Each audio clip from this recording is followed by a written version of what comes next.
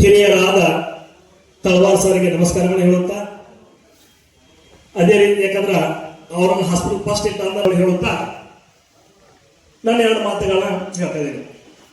ಪತ್ರಿಕಾ ಉದ್ಯಮ ಅಂದ್ರೆ ಒಂದು ಜಗತ್ತಿನ ನಮ್ಮ ಭಾರತ ದೇಶದಲ್ಲಿ ಹೊರ ದೇಶದಲ್ಲಿ ಆಗುವಂತ ಮಾಧ್ಯಮಗಳನ್ನು ಕ್ರೋಢೀಕರಿಸಿ ನಮಗೆ ಒಂದೇ ಸೂರಿನಲ್ಲಿ ಬೆಳಗ್ಗೆ ಎದ್ದ ಕೂಡಲೇ ನಾವು ಚಹಾ ಕುಡಿಕಿಂತ ಮೊದಲು ಸಿಗೋದು ಪತ್ರಿಕೆ, ನ್ಯೂಸ್ ಎಲ್ಲ ಸಿಗುತ್ತೆ. ಪತ್ರಿಕೆ ಸಿಗುವಂತದ ಒಂದು ಉದ್ದೇಶ ಜಗತ್ತಿನ ನಮ್ಮ ದೇಶದಲ್ಲೆಲ್ಲ ನಮ್ಮ ಊರಿನೆಲ್ಲ ಕಾರ್ಯಕ್ರಮ ಪ್ರತಿಯೊಂದು ಹಂತದ ಎಲ್ಲ ಒಂದೊಂದು ಹಂತದ ಎಲ್ಲ ಒಂದು ಕ್ರೋಢೀಕರಿಸಿ ಪತ್ರದಲ್ಲಿ ಪತ್ರಿಕೆಯಲ್ಲಿ ಕೊಟ್ಟು ನಮಗೆ ಜಗತ್ತಿನ ಸುದ್ದಿ ಮನೆಯಲ್ಲಿ ಕೂತಿ ಓದುವಂತ ಮಾಡುವಂತ ಸಹಕಾರಗಳಿಂದ ಪತ್ರಿಕಾವಾದನೆ ಒಂದು ಸಂಘ ಅಂತ ಯಾರಿಗೆ ಸಿಗುವುದಿಲ್ಲ. ಅಂತ ಪತ್ರಿಕೆಯನ್ನು ಓದಬೇಕಾದ್ರೆ ಬೆಳಿಗ್ಗೆ ಎಲ್ಲರೂ ಓದುವಂತ ಕಾರ್ಯಕ್ರಮ. ಈಗ ನಾವು ವಿಚಾರ ಮಾಡ್ತೀವಿ, ಓದಕ್ಕಿಂತ ಮೊದಲು ಏನು ಪ್ರತಿಯೊಬ್ಬರು ನಮ್ಮ ಪ್ರೆಷರೈಸ್ ಒಂದು ಎಂಗ್ಸೈಟಿ, ಪ್ರತಿಯೊಬ್ಬರು ಎದ್ದುಕೊಳ್ಳಿ ಕೆಲಸ ಮಾಡಬೇಕು. ಎದ್ದುಕೊಳ್ಳಿ ಏನ್ ಮಾಡ್ತು, ಬೆಳಿಗ್ಗೆ ಎದ್ದ ಹಣ ಗಳಿಸಿದ್ರೆ ನಾವು ಬಹಳ ಚೆನ್ನಾಗಿರ್ಪ, ಓದ್ಬೇಕು, ಕೆಲಸ ಮಾಡಬೇಕು, ರೊಕ್ಕ ಗಳಿಸ್ಬೇಕು ಅನ್ನೋದು. ಆದ್ರ ಮನೆಗೆ ಬಂದ ಕೂಡಲೇ ಸಂಜೆಗೆ ಏನಾಗೈತಿ, ಹಣ ಇದ್ರೆ ಏನಿಲ್ಲ, ಆದ್ರೆ ನೆಮ್ಮದಿ ಇದ್ರೆ ಮಾತ್ರ ಸಾಧ್ಯ ಅಂತ ವಿಚಾರ ಮಾಡ್ತೇವೆ ಈಗಿನ ಜೀವನದಲ್ಲಿ. ಆದ್ರೆ ಬೆಳಿಗ್ಗೆ ಹಣ ಬೇಕು, ಸಂಜೆಗೆ ನೆಮ್ಮದಿ ಬೇಕು. ಆದ್ರೆ ಬೆಳಿಗ್ಗೆ ಎದ್ದ ಪತ್ರಿಕೆ ಓದಿದಂದ್ರ ಜಗತ್ತಿನ ದೇಶದ ನಮ್ಮ ರಾಜ್ಯದ ಸುದ್ದಿಯನ್ನು ಓದಿ ನಮ್ಮ ಮನಸ್ಸಿಗೆ ಸಮಾಧಾನ ಆಗುವಂತ ಕೊಡ್ತಿದ್ದಾರೆ. ಈಗಾಗಲೇ ನಮ್ಮ ಮನೆಯಲ್ಲಿ 10 ಪತ್ರಿಕೆಗಳು ಬರ್ತಾವ. 10 ಪತ್ರಿಕೆಗಳಲ್ಲಿ 5 ಬಂದವ್ರು ನಾವು ವಾಚ್ಮನ್ ಸೆಕ್ರೆಟರಿನ 4 ಕೈಲಿ ಬಂದವ್ರು ಕೆಳಗೆ ಅವ್ರನ್ನ ಕೆಳಗೆ ವಾಕಿಂಗ್ ಹೋಗೋಯ್ತೇನೆ, ಮ್ಯಾಲ ಮನೆಗೆ ಹೋಗೋಯ್ತೇನೆ. ನಮ್ಮ ಫಾದರ್ 11 ಗೊತ್ತಿರ್ತಾರೆ ಮನೆಯಾಗ ಕೇಳಿ 7 ಗಂಟೆಗೆ ಎಲ್ಲ ಪೇಪರ್ ಬಂದಾಗ ತಗೊಂಬಾತಾಗಿಸಿ ಎಲ್ಲ ಪೇಪರ್ ಒಂದೊಂದು ಒಂದು ತಾಸು ಓದ್ತಿರ್ತಾರೆ ಅವ್ರ ಹೆಡಿಂಗ್. ಅವ್ರು ಓದಿದ ನಂತರ ಹಿಂಗಾಗಿ ನಮಗೂ ಹೇಳ್ತಿರ್ತಾರೆ. ಯಾಕಂದ್ರೆ ನಮ್ಮಲ್ಲಿ ಟಿವಿ ನೋಡೋದು ಬಹಳ ಕಡಿಮೆ. ಎಲ್ಲರೂ ಬೆಳಗ್ಗೆ ಈಗಾದ್ರೂ ನಮ್ಮಲ್ಲಿ ಎಲ್ಲ ಪತ್ರಿಕೆಗಳು ಬರ್ತಾವ. 10 ಪತ್ರಿಕೆಗಳನ್ನ ಎಲ್ಲ ಕರೆಕ್ಟ್ ಹೆಡ್ಲೈನ್ ಓದ್ತಿರ್ತಾವ. ಪತ್ರಿಕೆ ಏನೇನು ನಮ್ಮ ಸಂಪಾದಿಸಿದ್ರೆ ಸ್ಪೋರ್ಟ್ಸ್ ಅಲ್ಲಿ ಕೊಡ್ತೈತಿ, ಮನೋರಂಜನೆ ಎಂಟರ್ಟೈನ್ಮೆಂಟ್ ಕೊಡ್ತಾವ, ಒಂದು ವಿದ್ಯಾರ್ಥಿಯ ಜೀವನವನ್ನ ಒಂದು ಒಳ್ಳೆಯ ರೀತಿಯಲ್ಲಿ ಕಳಿಸಿರ್ತಾರೋ. ಯಾವ್ದಾರ ರೋಗಿ ಇತ್ತಂದ್ರ, ಬಡ ರೋಗಿ ಇತ್ತಂದ್ರ ಅವನ ಒಳ್ಳೆಯ ಮನಸ್ಸಿನ ಬಡ ರೋಗಿನ ಮೇಲೆ ಎತ್ತಿ ಅವನ ಜೀವನಕ್ಕೆ ಉಪಯೋಗವಂತ ಮಾಡುವಂತ, ಅಥವಾ ಬಡ ರೋಗಿ ಇರ್ತಾವ, ದುಡ್ಡು ಕ್ಯಾನ್ಸರ್ ಪೇಷಂಟ್ ಇರ್ತಾವ, ಅಂತ ದುಡ್ಡು ರೊಕ್ಕ ರೂಪಾಯಿ ಇರಂಗಿಲ್ಲ ಅಂತ ಅವ್ರ ಮೇಲೆ ಎತ್ತಿ ಅವರ ಜೀವನಕ್ಕೆ ಅನುಕೂಲ ಮಾಡುವಂತ ಯಾವ್ದಂದ್ರೆ ಪತ್ರಿಕಾ ಉದ್ಯಮ. ಯಾಕಂದ್ರೆ ಪತ್ರಿಕೆ ಅವರು ಮಾಡ್ಲಿಲ್ಲ ಅಂದ್ರ ಅವ್ರು ದುಡ್ಡು ಹಾಕೋದಿಲ್ಲ, ಎಷ್ಟೋ ಬಡ ಉಳಿದಿರ್ತಾವ ಈಗಿನ ದಿನಮಾನಗಳಲ್ಲಿ. ಅಂತ ಕೆಲಸವನ್ನು ಮಾಡುವಂಥದ್ದು ಪತ್ರಿಕೆ. ಅದಕ್ಕೆ ಪತ್ರಿಕೆಯನ್ನು ನಾವು ಮೊದಲು ನೋಡ್ಸಿರ್ತೇವೆ. ನಾವು PUC ಸೆಕೆಂಡ್ ಧಾರವಾಡದಾಗಿದ್ದೆವು 92 ಒಳಗ ಕರ್ನಾಟಕ ಕಾಲೇಜಲ್ಲಿ. ಆಗ ಏನ್ ಮಾಡ್ತಿದ್ರ, ಮುಂಜಾನೆ ಬ್ರೇಕ್ಫಾಸ್ಟ್ ಹೋದ್ರ ಮೇಲೆ ಪೇಪರ್ ಓದೋರು ಎಲ್ಲರೂ ಒಂದೊಂದು ಪೇಜ್, ಅಲ್ಲಿ ಒಂದು ಪೇಜ್, ಅಲ್ಲಿ ಬೇರೆ ಟಿವಿ ಇಲ್ಲ, ಮೊಬೈಲ್ ಇಲ್ಲ, ವಾಟ್ಸಪ್ ಇಲ್ಲ. ಎಲ್ಲರೂ ಫ್ರೈಡೇ ಬರ್ತಂದ್ರ ಕಲರ್ ಪೇಪರ್, ಯಾವ ಪಿಕ್ಚರ್ ಯಾವ ಥಿಯೇಟರ್ ಕೈತಿ ಅದ್ ನೋಡೋರು ಪ್ರತಿಯೊಬ್ಬರು. ಯಾಕೆ ಹೋಟೆಲ್ನಾಗ ಹೋಟೆಲ್ಗೆ ಹೋದ್ಮೇಲೆ ಕಲರ್ ಪೇಪರ್ ಫಸ್ಟ್ ನೋಡೋರು, ಶ್ರೀನಿವಾಸ ಥಿಯೇಟರ್ ಯಾವ್ದು, ತ್ರಿಮೂರ್ತಿ ಯಾವ್ದು, ಯಾಕಂದ್ರೆ ಏನ್ ಗೊತ್ತಿಲ್ಲ, ಫಸ್ಟ್ ಪತ್ರಿಕೆ ಓದಿದ ನಂತರ ಎಲ್ಲ ಗೊತ್ತು. ಅಂತ ಪತ್ರಿಕೆ ಏನ್ ಕೊಡ್ತಂದ್ರ ಪ್ರತಿಯೊಂದು ಮೆಸೇಜ್, ಸಿನಿಮಾ ಆಗ್ಲಿ ಮನೋರಂಜನೆ ಆಗಲಿ ಪ್ರತಿಯೊಂದು ಮುಟ್ಟುವಂತ ಕೆಲಸ ಪತ್ರಿಕೆ.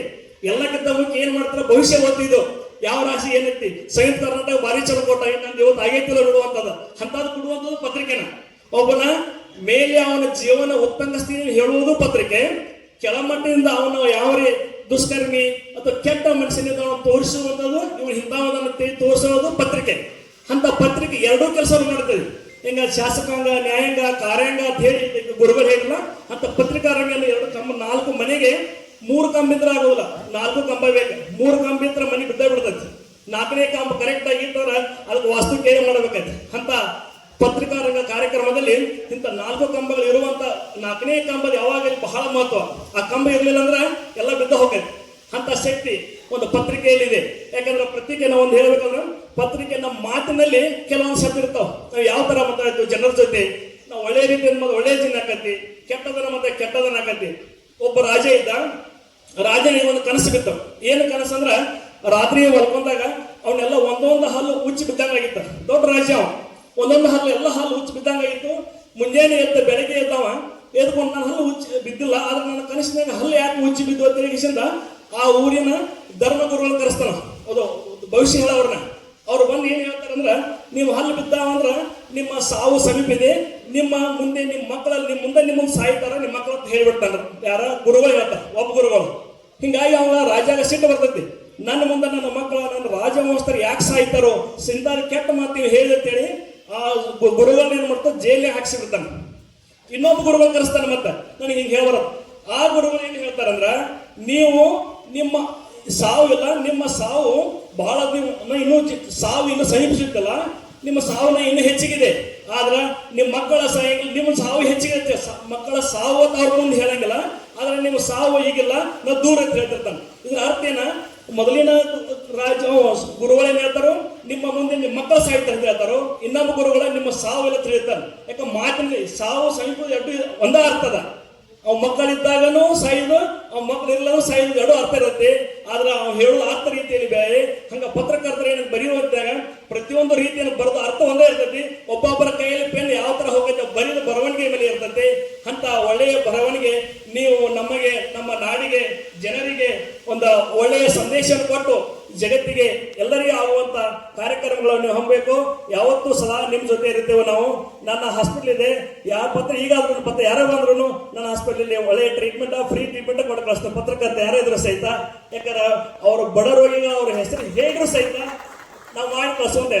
ಪತ್ರಕರ್ತರಿಗೆ ಅಷ್ಟೇ ಅಲ್ಲ, ಅವ್ರು ಯಾರು ಬಡ ರೋಗಿಗಳಿಂದ ಡಾಕ್ಟರ್ ನೀವು ಅಂದ್ರಾದ್ರು ನಾವು ಮಾಡಿ ಅವರಿಗೆ ಒಳ್ಳೆ ರೀತಿಯಿಂದ ಸಹಕಾರ ಕೊಟ್ಟು ಈಗ ಮಾಡ್ತಾ ಇದ್ದೀನಿ. ಮುಂದಾದ್ರೂ ಮಾಡಿ ಅವ್ರು ಒಳ್ಳೆಯ ಟ್ರೀಟ್ಮೆಂಟ್ ಕೊಡ್ತಾರೆ. ಮನಸ್ಸಿಗೆ ನೋವಾಗದಂತೆ ಒಳ್ಳೆಯ ರೀತಿಯಿಂದ ನನ್ನಲ್ಲಿ ಆದ್ರೆ ಟ್ರೀಟ್ಮೆಂಟ್ ಕೊಡ್ತಾನೋ ಆಗಲಿದೆ ಅಂತ ಸಲಹೆ ಕೊಟ್ಟು ಒಂದು ಒಳ್ಳೆಯ ಟ್ರೀಟ್ಮೆಂಟ್ ಕೊಡುವಂತ ನನ್ನ ಕೆಲಸ ಮಾಡ್ತಾನೆ. ಯಾವ್ದೋ ಪತ್ರಿಕರು ಬಂದು ನನಗೆ ಭೇಟಿಯಾಗಿ ಮಾಡ್ರೆ ಆಯ್ತು, ನಮ್ಮ ಮಾಡಿ ನನ್ನ ಕೆಲಸ ಮಾಡಿಲ್ಲ ಅಂದ್ರೆ ನೀವು ಬಂದು ಹೇಳುವಂತ ನನ್ನ ಮೇಲೆ ಡಾಕ್ಟರ್ ಹಕ್ಸಿರಿ ಹೇಳುವಂತ ನೀವು ಹಾಕಿದೆ ಅಂತ ಕೆಲಸವನ್ನು ಮಾಡಿ ನಿಮ್ಮೆಲ್ಲರ ಮೆಚ್ಚುಗೆ ಪಡೆದು ನಾವು ಒಳ್ಳೆಯ ಸೇವೆಯನ್ನು ಸಲ್ಲಿಸ್ತೀನಿ. ನಿಮಗೆ ಇನ್ನೊಮ್ಮೆ ಎಲ್ಲರಿಗೆ ಮತ್ತೆ ವಂದನೆಗಳನ್ನು ಹೇಳುತ್ತಾ ನನ್ನ ಮಾತುಗಳನ್ನು ಮುಗಿಸುತ್ತೇನೆ. ಜೈ ಹಿಂದ್, ಜೈ ಕರ್ನಾಟಕ.